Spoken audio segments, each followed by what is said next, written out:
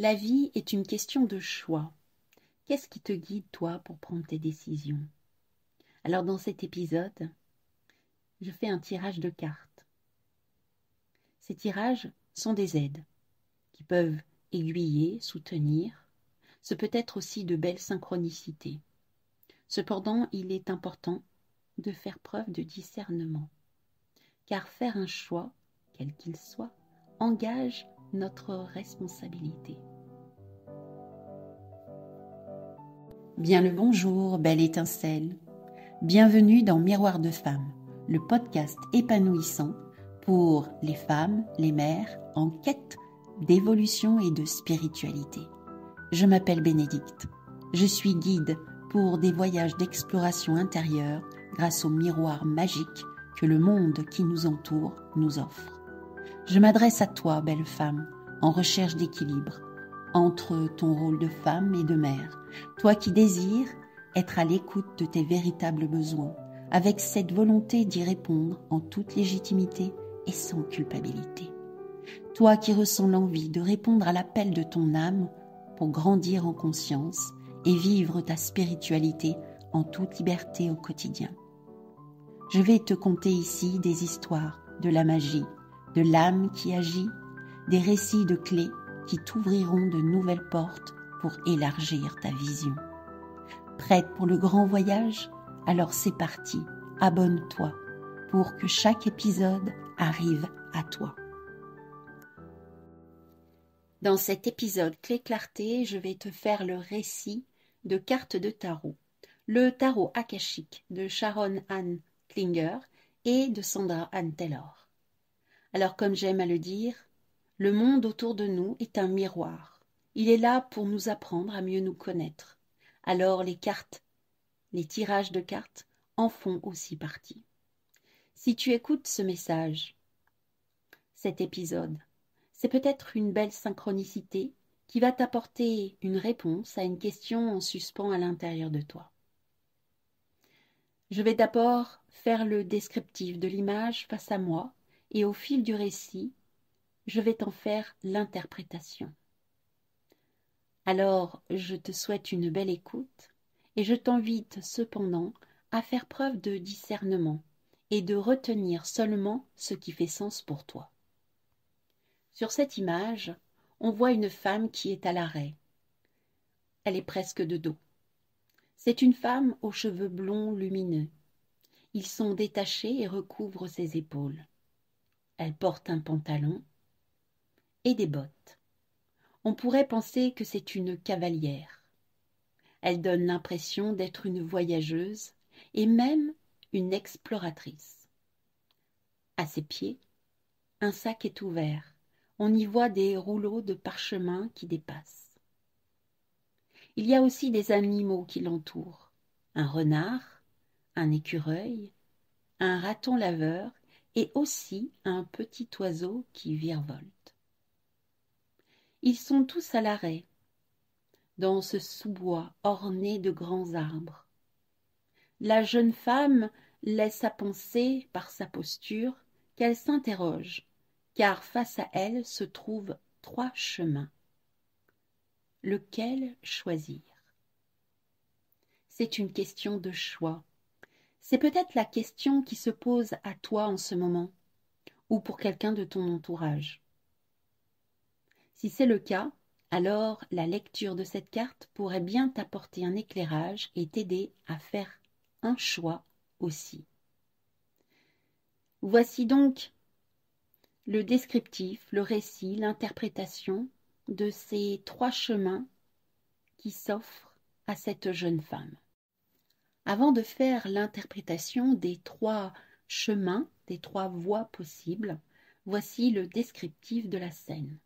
À gauche, on voit un chemin très sombre qui se trouve presque dans le dos de la jeune femme. Puis au centre, un chemin très lumineux. Et carrément à droite, un chemin plus ombragé, parsemé cependant de taches de lumière. On voit des rayons de lumière qui viennent de la droite, qui attirent le regard. C'est d'ailleurs de ce côté que le visage de la jeune fille est tourné. Alors, cette jeune fille ou cette jeune femme, c'est peut-être toi qu'elle représente ou quelqu'un de ton entourage. La scène semble suspendue. Le temps s'est étiré. Les animaux attendent la décision pour reprendre la route. Cette femme a l'air perdue dans ses pensées. Les parchemins dans le sac à ses pieds peuvent être assimilés à des diplômes, des certifications, qui représentent toutes les connaissances qu'elle a acquises au fil du temps. Malgré cela, elle se pose des questions et se demande quelle est la meilleure décision face à ces trois chemins, ces trois possibilités. Alors, les animaux qui se trouvent à l'entrée de chaque chemin peuvent indiquer la nature de ces voies. Qu'est-ce qui va s'y vivre? Chacun a sa spécificité. Voici donc l'interprétation de chaque chemin.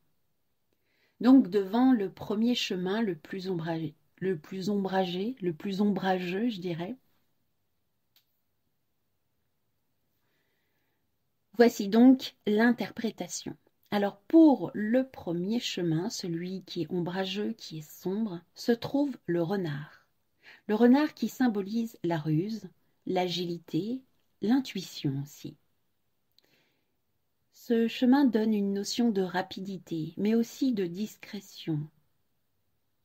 Ce choix, même s'il semble sombre, pourrait être le chemin le plus astucieux, le plus inventif, pour mettre en place un projet à l'abri des regards, en toute tranquillité. Le renard est aussi un animal malicieux, habile, qui fait preuve d'assurance.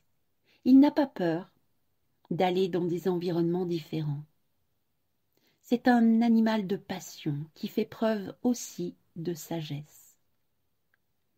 Il invite cependant à la vigilance sur les actions à mener, à faire preuve aussi de discrétion pour éviter de passer en force.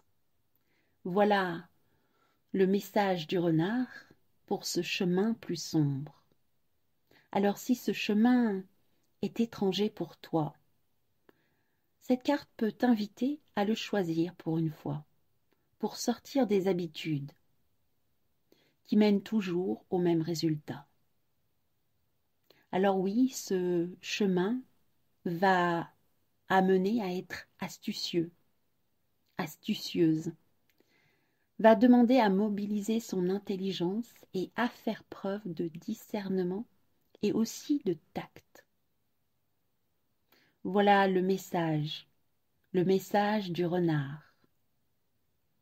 Oui, je me répète. Oui, c'est un choix qui paraît inconnu, qui se présente à toi. Alors, est-ce que tu lui tournes le dos? Pourtant, il pourrait t'apporter de belles surprises. D'autant plus que le sac de parchemin se trouve à l'entrée aussi de ce chemin-là, montrant que tu as toutes les connaissances pour aller dans cette direction.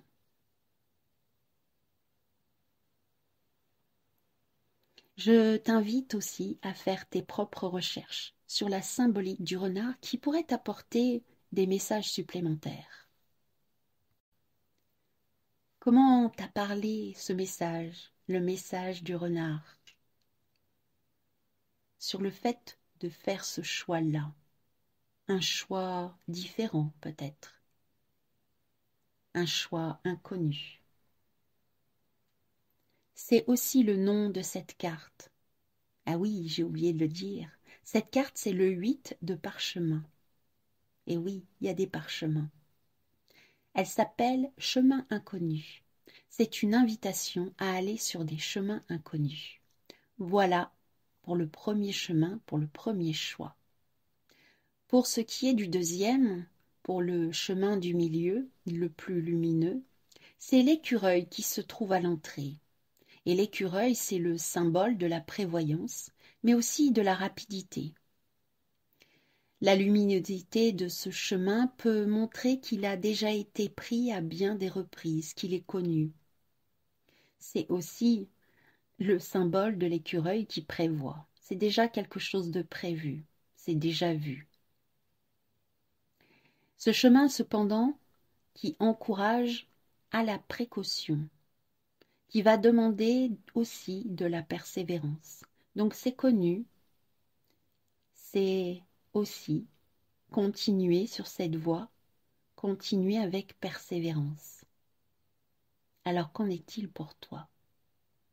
La question à se poser en choisissant ce chemin, c'est est-ce que je veux continuer ce que je fais déjà?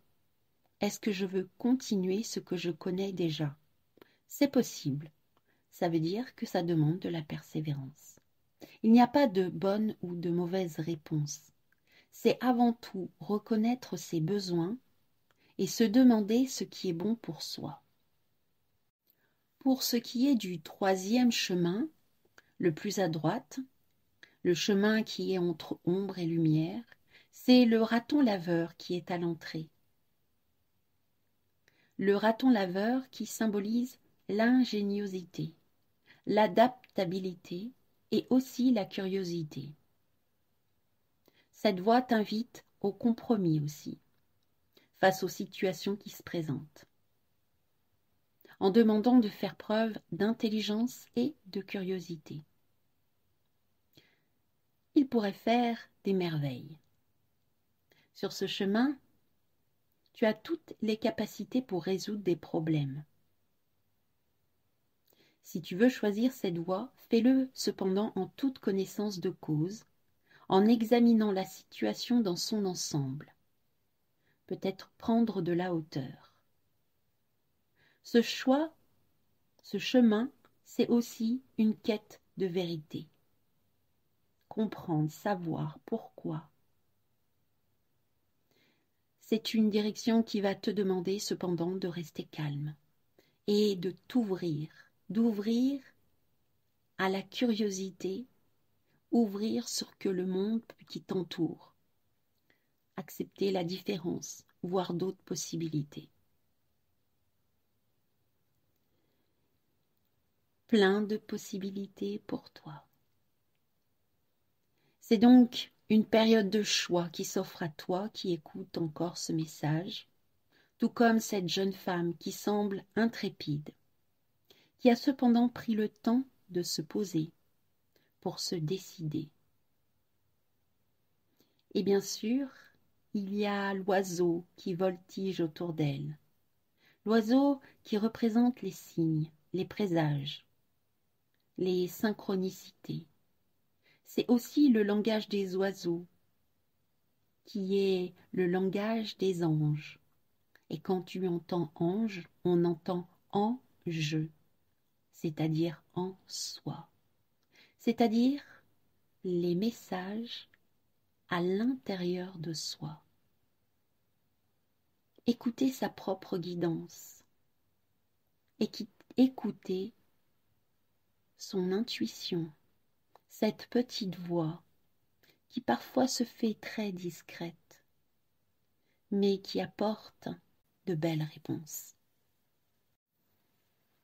En dos de deck est arrivée en position inversée la carte de 2 roses, le messager ailé. Elle t'apporte une indication supplémentaire pour te soutenir dans ton choix. Voici un léger descriptif.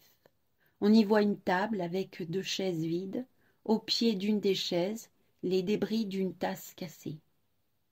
Le tableau laisse à imaginer que des personnes sont parties après une dispute. C'est une scène qui peut représenter la réactivité, l'impatience, l'incompréhension. On y voit aussi un faucon avec un message dans le bec qui vole vers une colombe.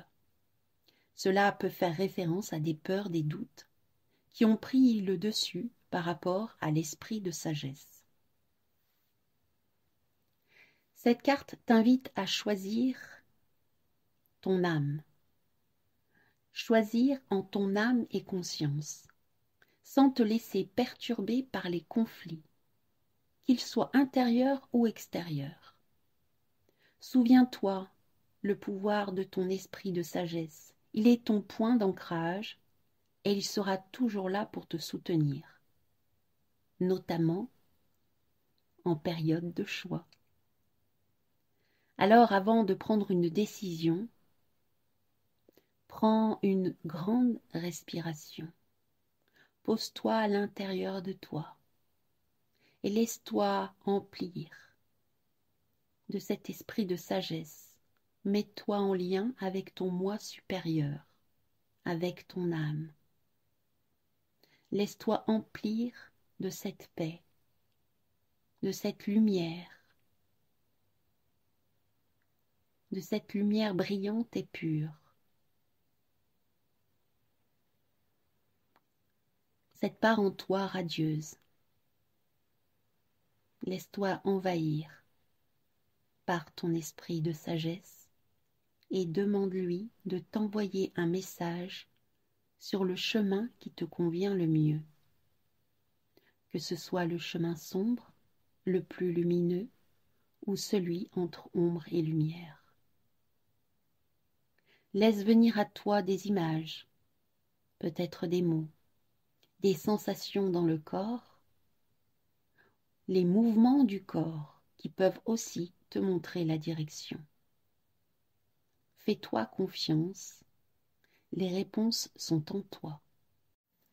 Voici donc le message du jour pour le mois à venir qui peut apporter de belles surprises. Alors oui, ce message est intemporel. Il sera peut-être écouté au moment où il est mis en ligne, peut-être un mois après, un an après, que sais-je. Il est là pour que tu l'entendes au bon moment. Alors je te rappelle de nouveau que c'est une guidance générale et je te laisse faire preuve de discernement quant au message transmis.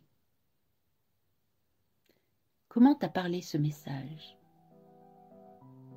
Et comment prends-tu tes décisions habituellement? Écoutes-tu ton corps, tes aspirations, ton intuition?